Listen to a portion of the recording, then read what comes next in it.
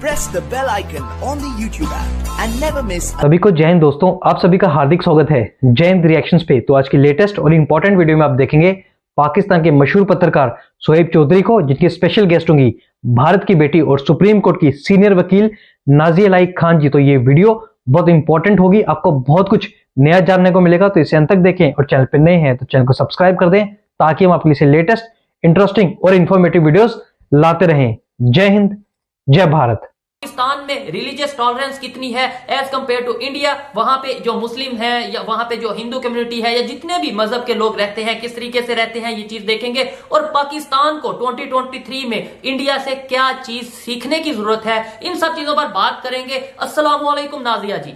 वंदे मातरम, भारत माता की जय, हर हर महादेव। ठीक है मैम, 2-3 टॉपिक हैं, आप मुझे बताइएगा। जैसे अभी एक बिल मंजूर हुआ है मॉब लिंचिंग के हवाले से, इसके अलावा रिलीजियस पॉइंट ऑफ व्यू से बात करें, टॉलरेंस की बात करें, मजहबी हवाले से, किस खबर से हम पहले स्टार्ट करें, आप मुझे बताएं। एकदम टोटली अप टू यू। जहां से तुम पहले सवाल मुझसे जवाब चाहते हो, मैं वहीं से जवाब स्टार्ट कर मैं ये चाहूंगा, क्योंकि आप वकील हैं, कानून को जानती हैं, तो मैं ये चाहूंगा जो अभी बिल मंजूर किया गया है इंडिया में मॉब लिंचिंग के हवाले से, काइंडली उसके ऊपर थोड़ी सी अगर आप बात करना चाहें, मुझे समझाना चाहें या देखने वालों को। देखिए शोएब, ऐसा है कि हमारे भारत में जो कानून चल रहा था वो कहीं ना कहीं ब्रिटिश क्राउन और बैरिस्टर के हिसाब से चल रहा था। कहीं ना कहीं अंग्रेजों का कानून चल रहा था। और आजादी के वक्त से या आजादी के पहले से अगर हम जोड़ते हैं, 150 साल से अगर हम जोड़ते हैं, तो फॉरेनर ने और जितने भी अंग्रेज थे उन्होंने अपनी सहायता और अपने आप को सुरक्षित करने के लिए कानून बनाया था। और भारत की विरोधिता में उन्होंने कानून बनाया था। उन्होंने जस्टिस पर ध्यान कम दिया था और पनिशमेंट पर ध्यान ज्यादा दिया था। पर श्री अमित शाह जी, हमारे जो गृह मंत्री हैं, अमित शाह जी ने मोदी जी के नेतृत्व में जिस हिसाब से हमारा आईपीसी, सीआरपीसी और एविडेंस एक्ट जो चेंज हुआ है तकरीबन 150 साल के बाद, ये भारतीय न्याय सुरक्षा, भारतीय नागरिक सुरक्षा और भारतीय शख्सिया बिल के हिसाब से चेंज हुआ है।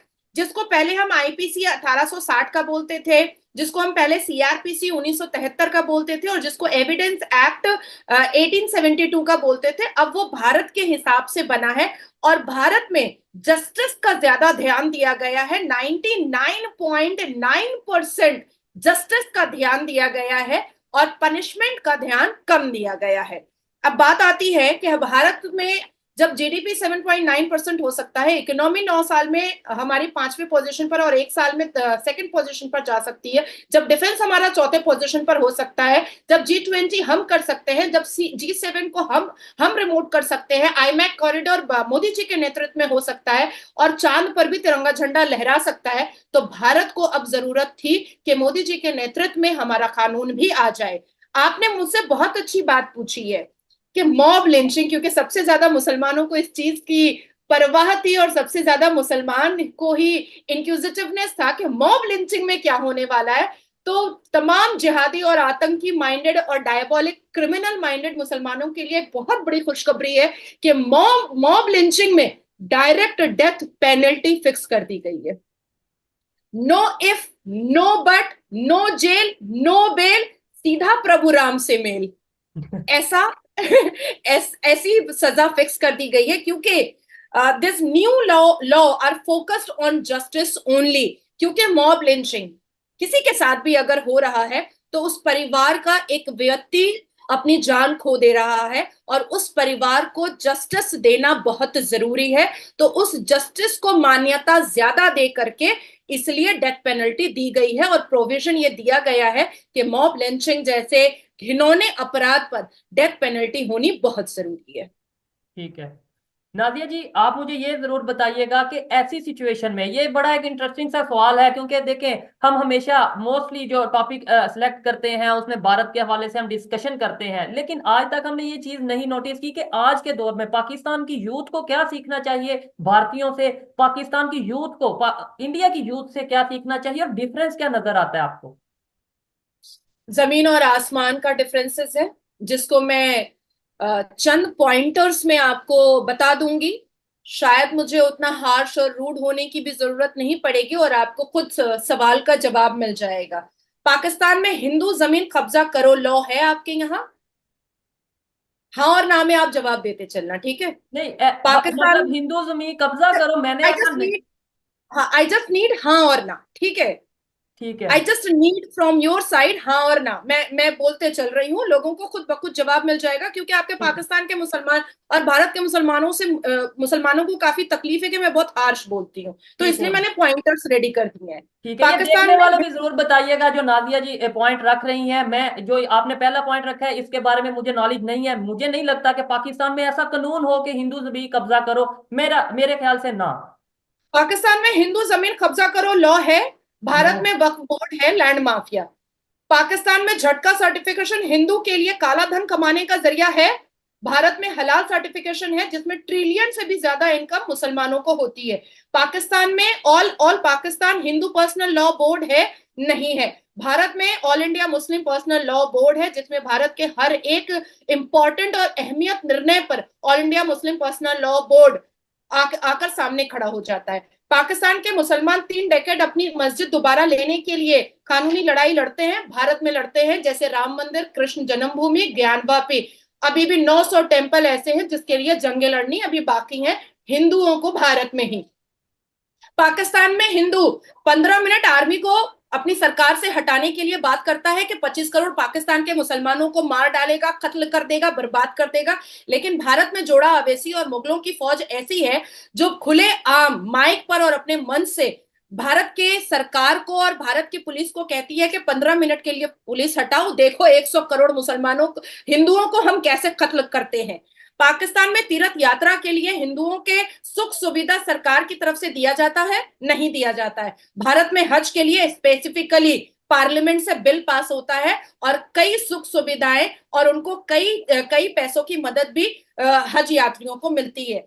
पाकिस्तान में गुरुकुल, मठ, पुरोहित, पंडित, संत, महंत के लिए सरकार पैसा देती है, नहीं देती है। भारत में मौलवी, मुअज्जिन, मदरसा, कब्रिस्तान के लिए स्टेट गवर्नमेंट से लेकर के सेंट्रल गवर्नमेंट तक पैसा देती है और कई कई करोड़ रुपए दिया जाता है। मदरसे में 310 करोड़ रुपए 2023 में दिया गया है। पाकिस्तान में हिंदू ईद की नमाज पर पत्थर और चापड़ चलाया करते हैं।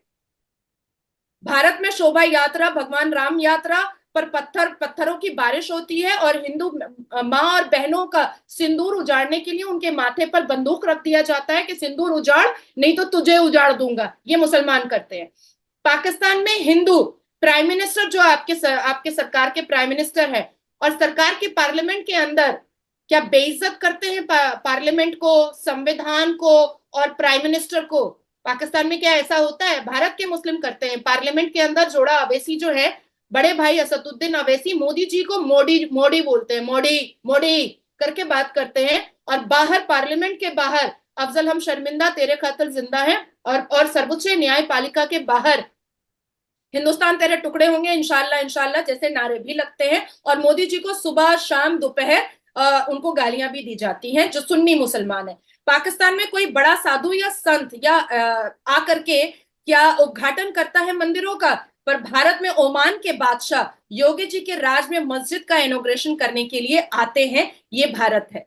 तो अब आप मुझे बताइए, ऐसी कई भी और भी बुलेट पॉइंट्स है, पर मैंने आपको सॉलिड बुलेट पॉइंट्स दिए हैं। तो Bharat is the land of tolerance.